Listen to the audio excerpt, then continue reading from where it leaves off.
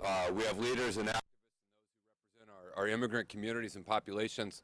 And we want to stand today as a community with one voice to speak particularly to our immigrant community, but to all of San Diego. The coronavirus does not know nor care your race, your gender, your religion, your sexual orientation, your country of order, or your immigration status.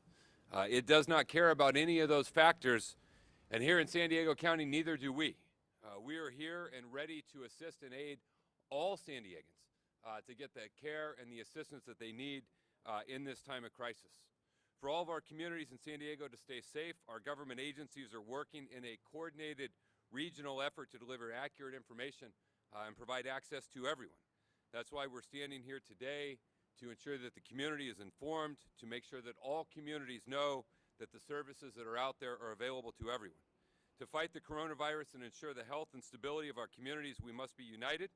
We must support one another, and one another means everyone. Regardless of your status, regardless of your community, regardless of your income level, regardless of your situation in life. Our collective purpose is to protect everyone, and in particular, the most vulnerable community members we have. Immigrants are a part of the fabric of the American society, and they are a part of our outreach strategies, and they are a part of our care network. No one should be afraid of going to the doctor and seeking medical care if they need it.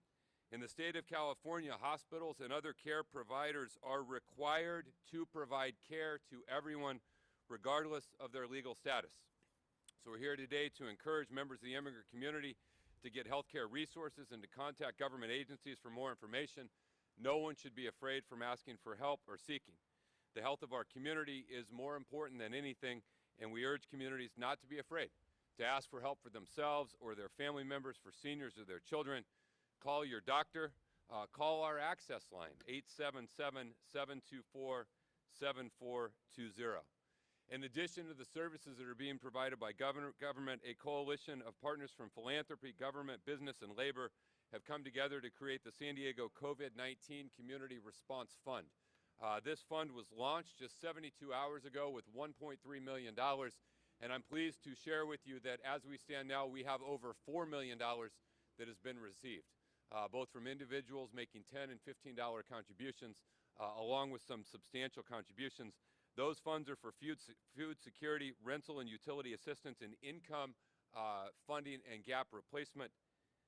These funds are available for everyone, regardless of their immigration status. There is no screenings for your status in order to access these much-needed emergency funds.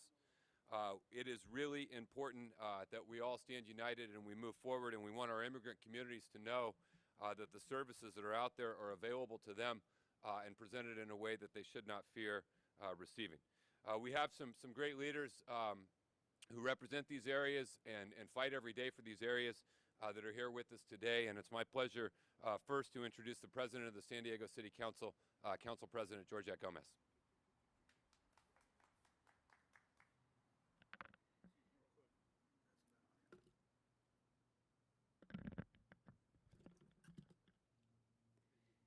Thank you, and thank you, Supervisor Nathan Fletcher, and thank you to the community for being here and coming together.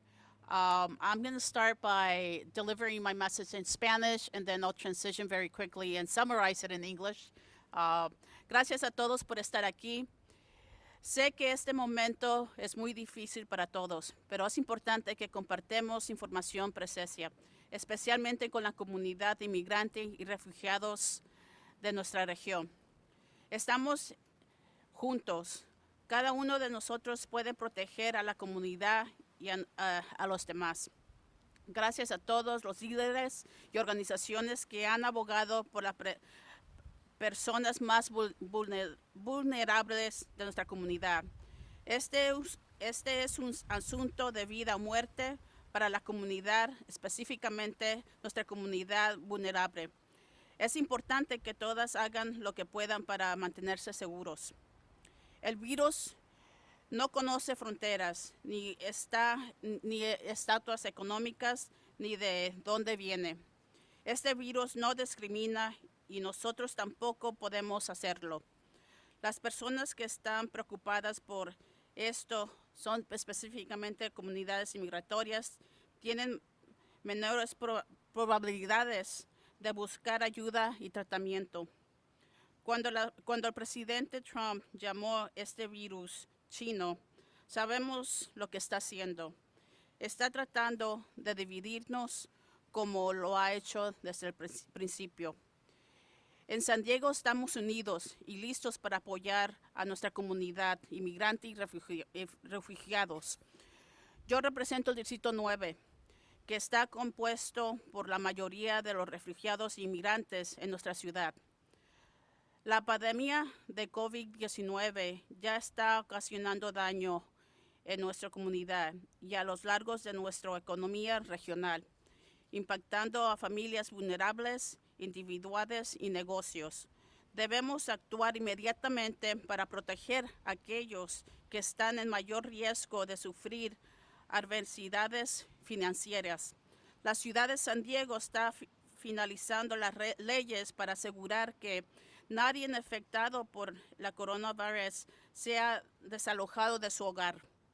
Necesitamos asegurarnos de que cada comunidad obtenga la información para mantenernos sanos y salvos. Juntos podemos asegurar de que cada comunidad tenga acceso a la atención médica y a los recursos adecuados en estos tiempos muy críticos.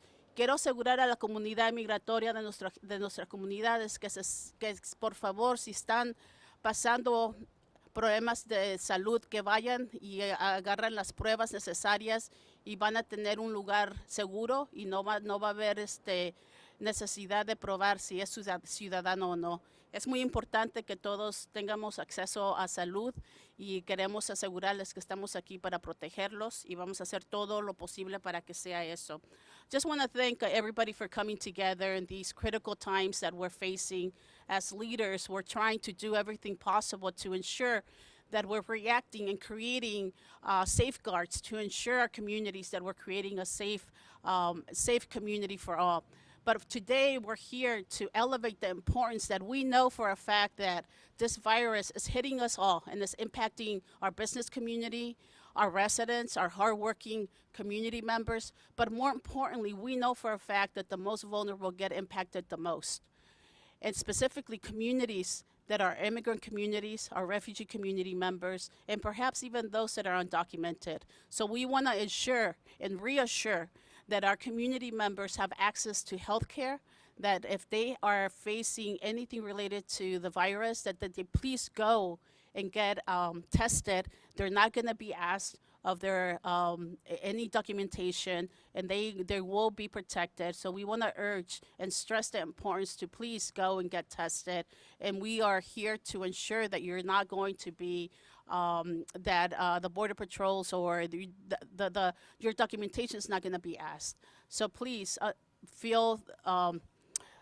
ensure that you're going out there and getting tested, and make sure that if you need any resources related to job loss, economic loss, that we're also working really hard to ensure that there are safeguards to ensure that you're keeping your home, and more importantly, that we're here to protect you. So thank you so much, and let's make sure that we're protecting all our community members, even those that are here as part of our immigrant community. And more importantly, if we're hearing anything that is harmful for our community members that are dividing and creating hateful rhetoric, let's please stand up and ensure that we're pushing back and we're not standing for that hate rhetoric that is being put forward. Thank you so much. Thank you. Thank you, Council President Gomez. Next, I want to bring up my member of the State Assembly. She also is a family unit, the only person here I don't have to maintain social distancing from, Assemblywoman Lorena Gonzalez. From the state's perspective, it's really important right now that we're getting accurate information out to our immigrant communities. I'm proud of my immigrant community, representing most south of here all the way to the border. But we know there's a lot of fear right now. And there's a lot of fear because there's a lot of misinformation being communicated to our families. And we want to make sure a couple things are well understood. Your immigration status will not affect whether or not you can get tested for the virus or whether or not somebody will be waiting for you. You can go get tested despite any immigration status issues you're facing. You should get tested if you're sick. The reality is, so many of our immigrants are serving us still. They're still in the kitchens of our restaurants. They're still in the halls of power, cleaning up after us, and we need to make sure that they're safe too. If you are not documented, you can still get food from the food bank. They will not ask your documentation status. Your children can still pick up free lunch and free breakfast from their schools. They will not ask your documentation status. That's really important. So there are food resources available. For those people who have contacted our office and who have questions, who are legal residents but are worried about the public charge issue with President Trump, there is this fear that if they access things that they actually have paid into, that they will be forbidden from being able to become a citizen in the future because of that public charge issue. This is what we know for sure. You can access unemployment insurance without putting in jeopardy your future naturalization. It's very important that you do that. That is a benefit that has been paid into by your employer for you. You can also access paid family leave and temporary disability if somebody in your family is sick or you are sick. You can also access workers' compensation. All of these programs have been prepaid in. You are not a public charge as a result of that. You can, of course, go get testing at a hospital, and you can even get emergency medical care and emergency Medi-Cal without putting into jeopardy your future citizenship status. These are really important benefits that you deserve and should be accessing. And of course, you can use food banks, free lunch for your kids if they need it, free breakfast, and your immigration status will not be affected. It's important we get that information out. And if anyone has any questions, whether they live in the assembly district that I represent or not, they can call our office, especially about state programs like unemployment insurance, paid family leave, state disability insurance. They can reach us at 619-338-8090. We are working and we will continue to help you process those claims. Thank you. I want to thank our elected officials who are here. Before we go and hear from a few of our advocates, I want to reiterate our public health advisories and guidance. If you have flu-like symptoms, if you have a fever, if you have a cough, if you have a sore throat, we are asking you to assume that you are a positive and to isolate yourself at home and to isolate yourself from anyone else. If you need to go to the hospital because you are in that level of distress, then we encourage you to seek out medical care and attention. We do not have the testing capacity to test every single individual who has symptoms. We do not have the testing capacity at this time to test every individual who would like to have a test. We are working tirelessly every day to increase our testing capacity, but it really is important that folks adhere to the social distancing.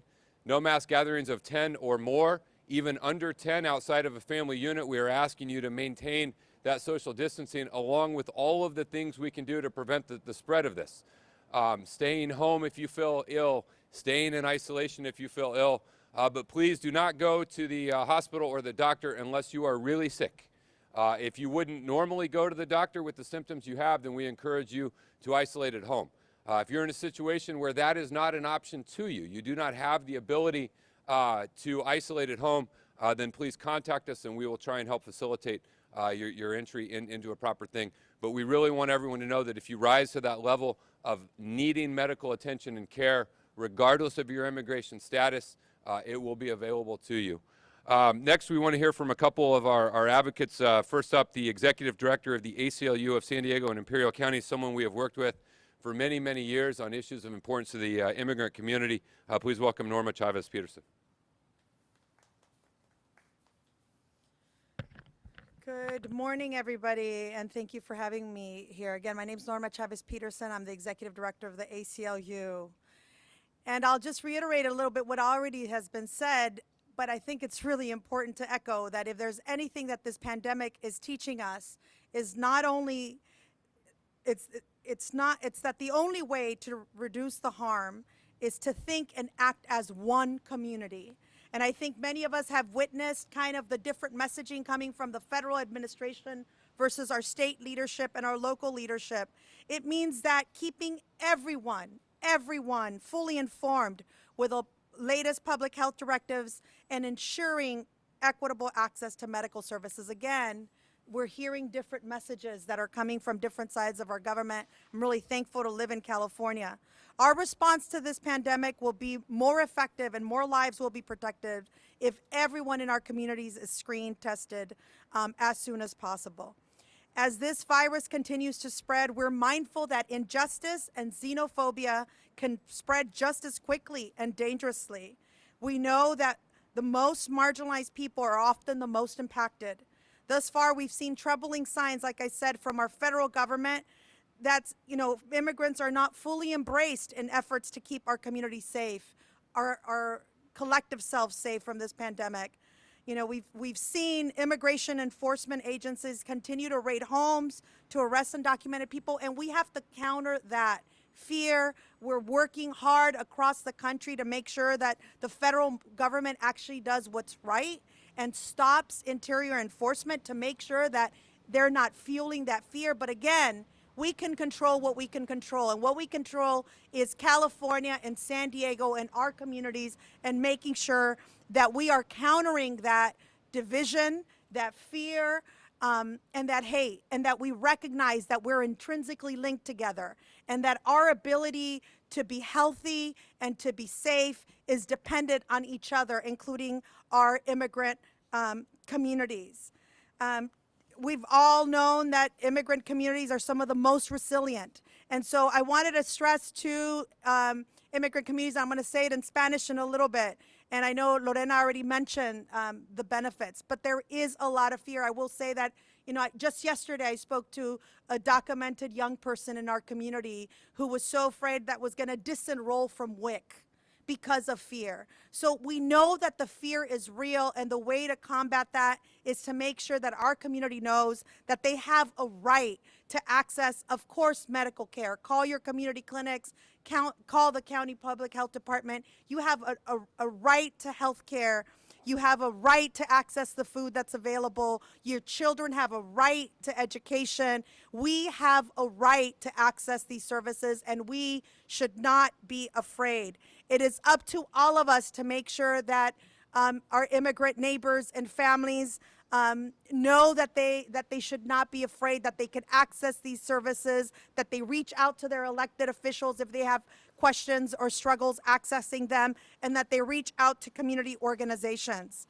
I do want to say that our job at the ACLU is to make sure that we're protecting everyone's rights, and we are also working around the clock. And so I want a message to our community that if anybody feels like they've been their rights have been violated, they weren't given medical care, they were not treated adequately, they were told that they couldn't, even though they could have access to health care, I want them to call our office. Our phone number is 619-232-2121. You are not alone. We are in this together, and we will get through it together. I'll do it in Spanish really quickly. Buenos días a todos. Mi nombre es Norma Chávez. Nada más para recordar a nuestra comunidad migrante. Obviamente sabemos que el virus no discrimina. Sabemos que es una pandemia seria, y el mensaje más importante es que no podemos vivir en miedo. Tenemos que asegurar y saber y informar a nuestras propias familias, a nuestras propias comunidades, de que sí tenemos derecho, el derecho a acceder a servicios médicos, comida para nuestros niños en las escuelas, la educación, para que nuestros hijos en la casa tengan esos recursos educativos. Tenemos derecho como comunidades migrantes a tener acceso a esos derechos, y por alguna razón hay alguna violación de derechos o sienten como que les negaron algún servicio, quiero que nos llamen a nosotros, al ACLU en San Diego, al teléfono 619-232-2121. Muchas gracias. Thank you, Norma. Next, we're going to hear from Ramla Sahid, the Executive Director of PANA. Ramla? Thank you, Supervisor Fletcher. My name is Ramla Sahid. I'm the Executive Director of PENA, the Partnership for the Advancement of New Americans. Our work at PENA is focused on ensuring our families who have fled violence and persecution are on a path to meaningfully rebuild a sense of home in this country and achieve economic and social belonging. Our refugee families know from experience that we pull through by pulling together. And this is a moment to pull together for all San Diego families. This crisis has shown us that we are dependent on each other, and whether we're Black, white, Latino, Asian, Native, or newcomer, we know it's time to pull together to demand the testing, treatment, and time off we all need to get and stay well. Only by standing united can we ensure our own well-being through this outbreak and rewrite the rules to ensure better health for all of us for generations to come. We have seen quick and strong leadership from our state, from our county, from our city, from local philanthropy and our nonprofit sectors. We have seen the support to provide immediate needs and ensure that families who are struggling with basic needs and resources have access. So we encourage you to call us for our refugee families who are Arab, Middle Eastern, South Asian, African continent, from the African continent, Middle Eastern. We encourage you to call PANA, the Partnership for the Advancement of New Americans. We've shifted our workloads to ensure that families have access to immediate supports. And we also know that our local nonprofits throughout the county are providing emergency support around eviction support. If you get an eviction notice, please call someone immediately to get support with that. We've got an emergency fund at the county level. Various nonprofits, including PANA, are creating funds to support our refugee families and ensure that you are able to have access to healthy foods, to internet access, and other basic services. So for all of our families, I think this is a moment that we don't panic, that we pull together as community to support one another and look out for each other, especially those who are vulnerable, our elders and young people, folks with who are maybe undocumented and are unsure about how their immigration status may be affected by accessing services. For our families who don't know when to seek help, again, I want to reiterate our county supervisor's message around if it's something that you would have normally not gone to see the doctor for, stay at home, stay isolated, and ensure and keep everyone, including your loved ones, your family, safe. Thank you so much. Thank you, Rama. Our final speaker is Leanne Kim. She is the founder of the Pacific Arts Movement, and we're pleased to have her here today. Leanne.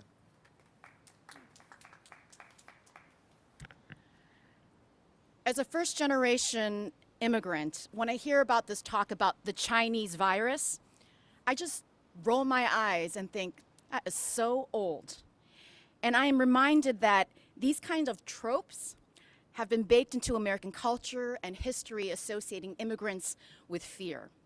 And history has shown that when we're afraid, we want someone to blame, and we often turn to xenophobia, and we know that doesn't really solve anything and only creates more problems.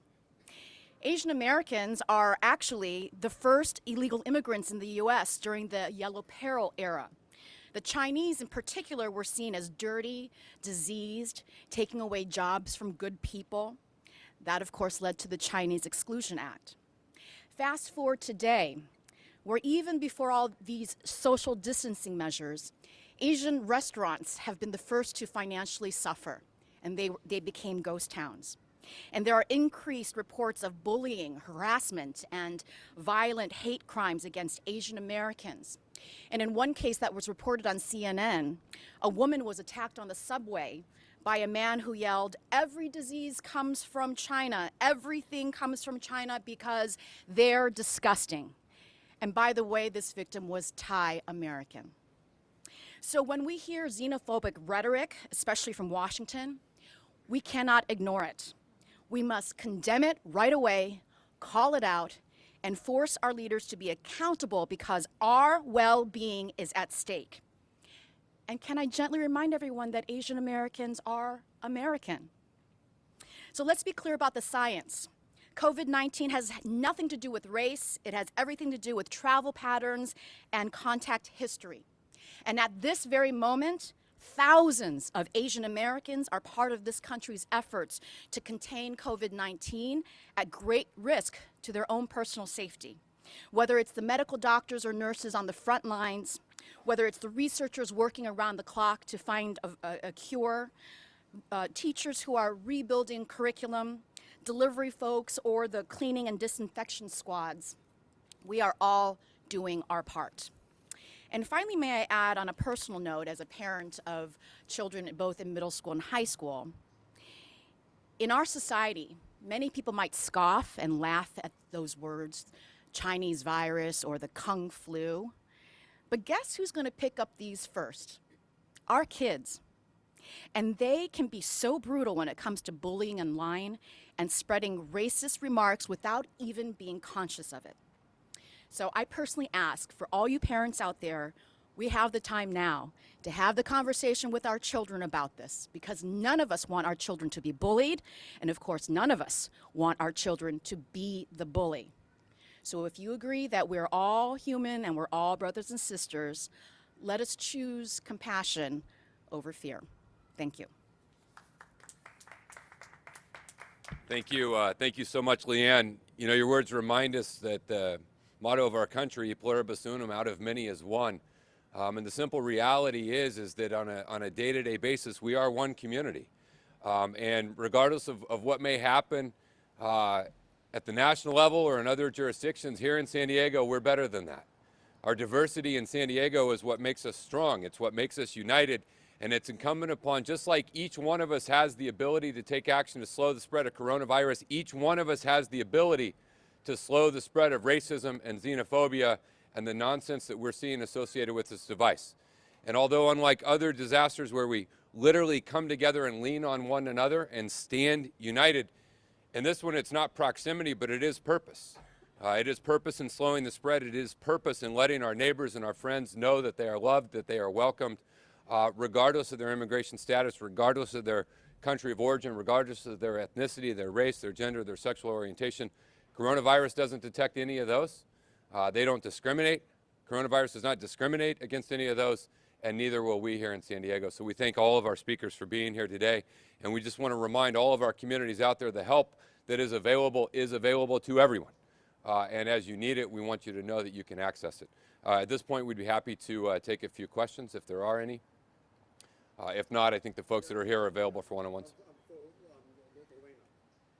We want to know, with everybody, out of jobs, will you help suspend AB 5? You know, I think AB 5, the reasoning behind AB 5 is so that every worker, despite their field, has access to unemployment insurance, health care, paid sick days, the access to paid family leave, temporary disability, and workers' comp. There is no time that those benefits have become more important than right now. The last thing we should do when we see 80,000 people having to apply for unemployment insurance is to take that away from people who just got their employment status, or away from workers who are currently misclassified under AB 5 who can still file for unemployment insurance and get some sort of relief. I think it is ludicrous to make this into a political issue when it's clear as day, that what we were trying to do was right. Workers, all workers, deserve the right to paid time off if they're sick, to minimum wage and overtime, to unemployment insurance when suddenly out of nowhere their job goes away. What we're trying to do today is not repeal AB 5. It's to ensure that all of those workers who, and there are a lot of them, who aren't protected by workplace protections also have relief. Those workers are also feeling the effect of this downturn, sudden downturn in the economy. And there is no program that helps them. We need to make sure we're helping everybody right now, but we need to rethink how we look at employment and how we ensure that everybody in these times has had an employer put into these funds so that they can access them when they need it the most. Thank you. With that, I know folks are available for one-on-one interviews, and we appreciate everyone for being here. Thank you.